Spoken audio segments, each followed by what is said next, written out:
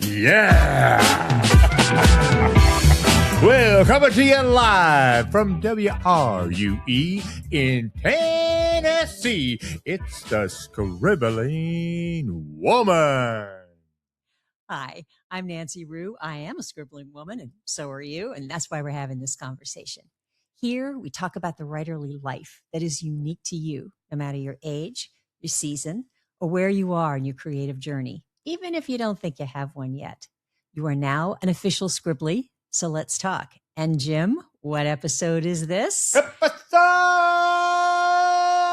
45. Oh, I love that solid number for a new year and for continuing to build from where we are, which is exactly the series that we're in here on the podcast.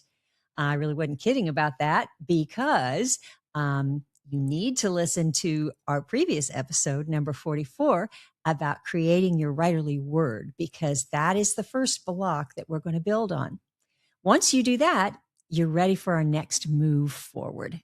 So way back in episode number 15, yikes, 30 recordings ago, we talked briefly about the concept of intentions. And we're going to flesh that out today and make it just a little bit more delicious. Now, before you groan and go, I hate New Year's resolutions, they depress the heck out of me, just hear me out, because we're not going there. Because seriously, resolutions are not the best approach to a fresh start or the continuation of the good stuff that you're already doing. So here's some stats for you. 46% of people make New Year's resolutions. Pretty impressive. 75% of those people maintain their resolutions for at least a week. Now there is even an official quitting day on January 10th, which is this Saturday, so mark your calendars. Last weekend, on New Year's weekend, I saw no less than 5 pairs of people out running. I wonder if they'll still be hitting the road 2 Saturdays from now.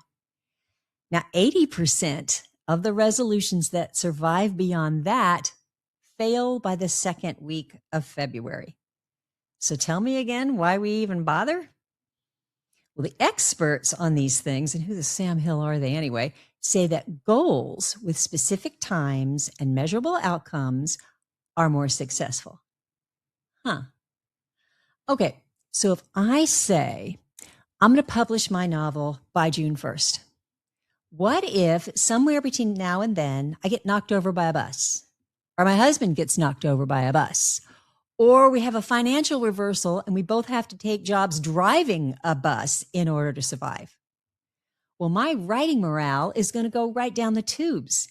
And it's going to be really difficult to get back on track with that goal, even after Jim and I are out of our casts and our bank balance improves. Okay, more realistically, what if the book turns out to be more challenging than I anticipated and I have to slow down? Or I get halfway through and realize I have the wrong premise. Or I have to do more research because I realize I don't even know what I'm talking about. Those are normal, healthy parts of the creative process. But if I've set a really hard and fast goal, they feel more like setbacks, and nobody needs that. Goals are for fitness and business and finance. Artistic pursuits resist goals as well they should. Because the creating of novels and nonfiction, poetry and plays can't be pushed toward a specific outcome, no matter how low we set our expectations. And why would we want to do that? Intentions are different, and not the kind the road to hell is paved with, whatever the Sam Hill that actually means. I guess those are like, I intended to call my mother, but I never quite got around to it. Or I intended to have a salad for lunch, but that bag of chips was so much easier. We're talking about writerly intentions, and they are a breed unto themselves. So now that we know what they're not, let's talk about what they are. They can initially be expressed in one word, and that's why last week's episode is so important. It's the cornerstone that intentions are built in. Now, what was yours? Hopefully, after you followed the process, you're able to express it in some visually creative image or phrase. Mine was creative soaring. Yours might have been kick butt boots or unboxed. Now, some writerly women can take it directly from there. I want to be more free with my writing. I want to take more risks with what I create. I want to explore new possibilities with my work. For others, a little more exploration is involved. And I hope that's true for you because this is the fun part. First of all, intentions are about why rather than what. So yeah, we want to meet milestones and finish our projects, but we're more likely to if we know the reason behind those wants. Why do I want to publish this book? Because I believe that what it has to say will encourage people or make them angry enough to do something or comfort them or make them think more about gender. Why, for another example, does a writer want to attend that week-long intensive? Because she needs to refill her writing well. You see where I'm going with this, right? Intentions then take us to the next deeper level, not just why, but how. If I believe that what my book has to say is important, that it can change people, how do I have to be in order for that to happen? Authentic, honest, brave, more willing to show the world what a nutty nut bar I am? If you need to refill your writing well, how do you have to be to pull that off? Confident that you're worth it? Willing to prioritize your creative work? Forthright with the obstacles that stand in your way? You see how that works? A writerly intention is not just about what we want to do, and it goes deeper than why we want to do it. A writerly intention is how we need to be to fulfill that word, that phrase, that image, the creative soaring, the kick butt boots, the breaking out of the box, because that's the only thing that we have control over. Let's go back to the example of I will publish this book by June 1st.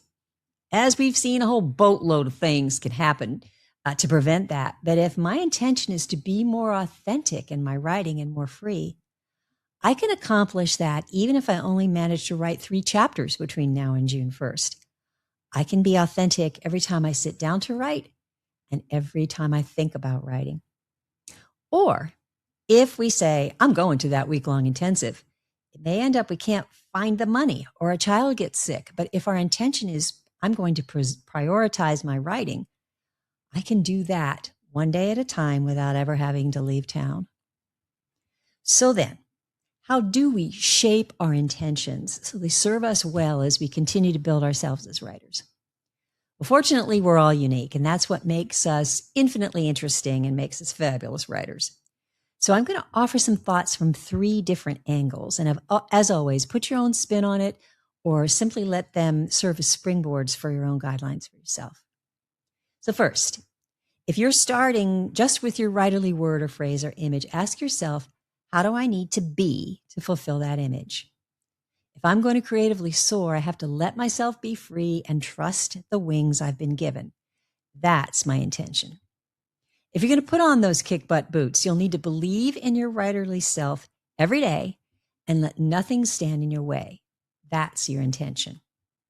If you're going to stay unboxed, you'll need to be wide open to possibilities.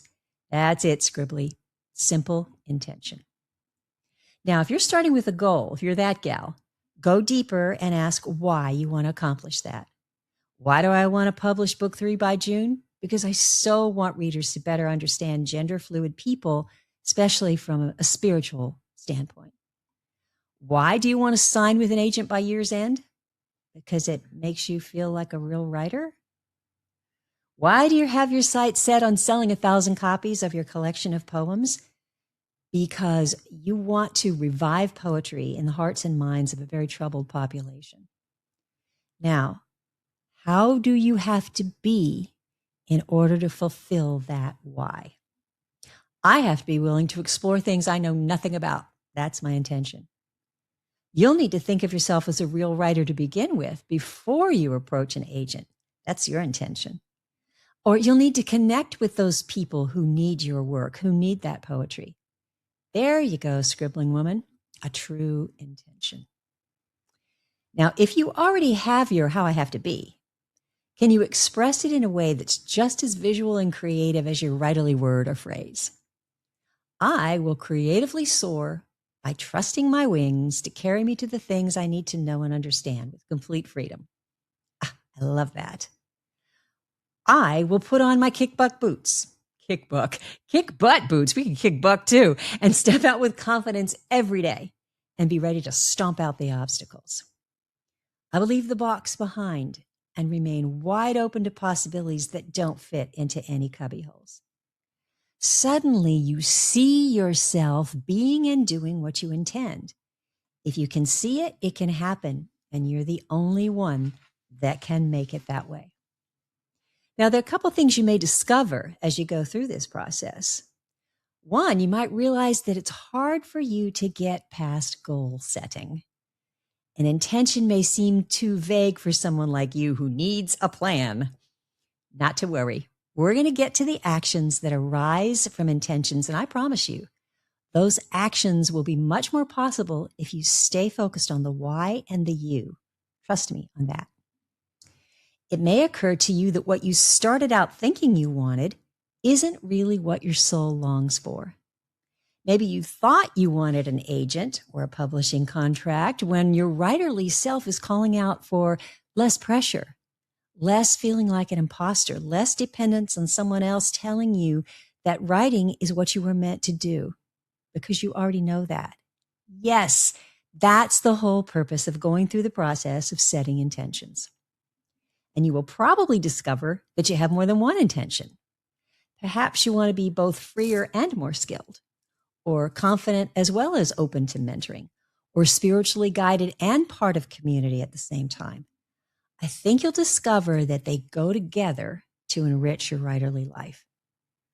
Now, once you've set your beautiful, creative, completely possible intentions, I suggest running it past this checklist. If it meets any of these criteria, it could use some more pondering.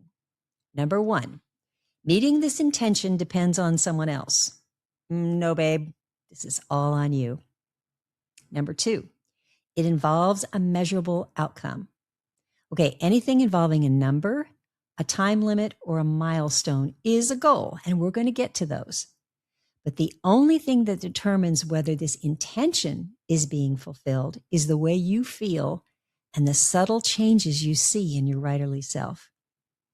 Number 3, it has an end marker. Intentions are ongoing. They're about process rather than product. And isn't that lovely? Doesn't that take the pressure off? And finally, you could get an award for it. The rewards of an intention are within, and they happen on the daily. No validating certificate is required. So just so we're clear, here's how you'll know your intention is going to help you build from where you are. It states how you want to be as a writer, as a creative woman. It allows for becoming. It's a delicious prospect, one you can almost taste, and you know you will. And it sets well with your soul. Something in you whispers, yeah, this is right. Now, in our next episode, we'll look at the stepping stones that the best intentions lead us to. So if you are itching to get to the nitty gritty, to the what do I do, you're going to want to tune in. In the meantime, I have something for you. The Scribbling Woman, an interactive companion for writerly women in any season that I've been talking about, released today and is now available on Amazon and Ingram Spark. This book is all about intentions and stepping stones and creating your own writerly life. I want you to have one. I want your writerly friends to have one. It's my work, my wisdom, and my writerly soul on the page for you. Until next time, Scribblies, I want you to scribble on.